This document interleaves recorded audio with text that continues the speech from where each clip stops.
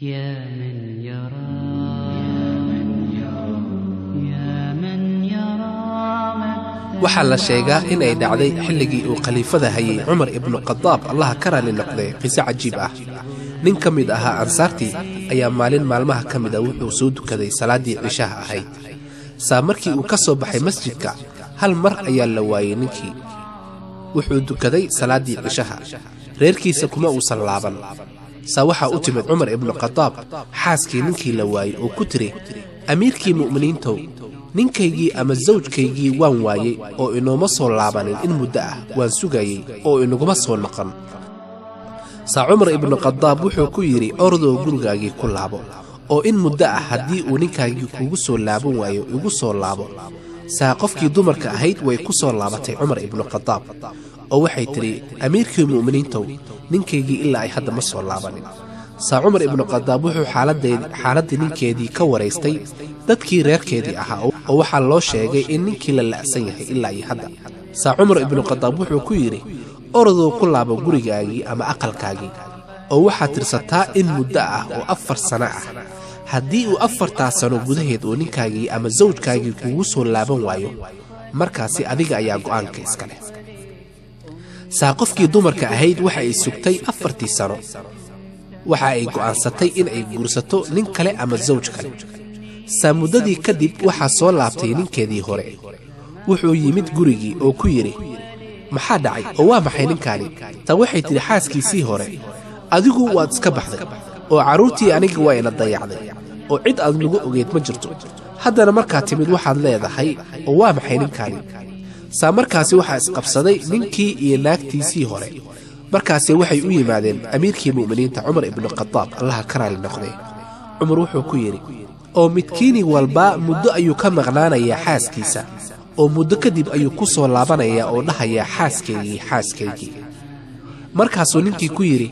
amiirkii mu'miniinta waxaan haystaa cudurdaar Umar wuxuu ku yiri waa maxay waxaasi wuxuu yiri ninkii waxaan ahaa nin soo dukaday salaadii cishaha kolkii aan masjidkii ka soo baxayna waxa ay afduubtay jinni oo waxa la joogay intii uu alla doonay jinkii afduubtana waxay ahaayeen kuwa gaala ah maalin maalmaha kamid ah waxa soo weeraray jinkii jinniyo kale oo muslimiin ah jinkii muslimiinta ahaa ayaa guuleystay oo aniga isoo kaxaystay qaniimo ahaan markii ay arkeen aniga oo dukanaya ayay ogaadeen inaan muslim ahay waxay ugu dhaheen nin yahow waxaan aragnaa in aad tahay qof muslim ah ma doonayno inaan adiga ku adoonsano ama aan ku xanibno haddii aad doonto waad inala joogi kartaa haddii aadan doonayna waxaan ku geynaynaa halkii reerkaagii ay deganaayeen ninkii wuxuu yiri waan ka soo tagay jinkii muslimiinta ahaa markaan gurigaygii imidna waxaan arkay xaaskaygii oo nin kale guursatay Umar ibn Khattab wuxuu ku yiri oo haddii ay ku afduubteen jinni maxay ahayd raashinkii aad cuni jirtay bal ii sheeg niyahow adigaaba war hayee ninkii wuxuu yiri waxaan cuni jiray fuul digirta loo yaqaan fuulka iyo waxyaabo aan magaca Alle lagu xusin yaani aan lagu gowracin magaca Alle wuxuu yiri Umar ibn Khattab oo maxaad cabi jirtay wuxuu yiri ninkii waxaan cabi jiray biyo aan qamro lagu darin markaas Umar ibn Khattab wuxuu go'aansaday inuu naagtii ka furo ninkii dambe ay guursatay maxaa yeelay waxa soo laabtay ninkeedii hore oo sheegtay cudurdaar aad iyo aad u weyn haddaba qisadani maxaan ka faa'iideynaa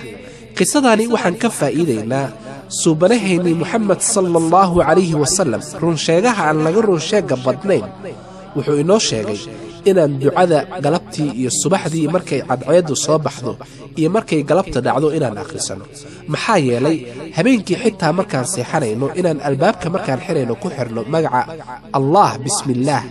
weelasha guriga yaala aan daboolno maxaa yeelay habeenkii markuu gudcur ka dhaco waxa yimaada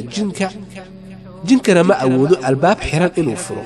weel daboolan inuu feedo ama weelkii daboolnaa inuu weelkii ka qaado sidaas darteed waa inaan ka ducaysanaa caruurtayni marka aan seexinaynana waa inaan quraanka saarnaa ama ducada saarnaa haddii kale waxaa laga yaabaa jinkaasi inuu ku xadgudbo oo caruurtii ama adiga laf ahaantaadii ku afduubto ilaahay ayaan ka nabadgalnay wassalaamu calaykum waraxmatullaahi wabarakaatu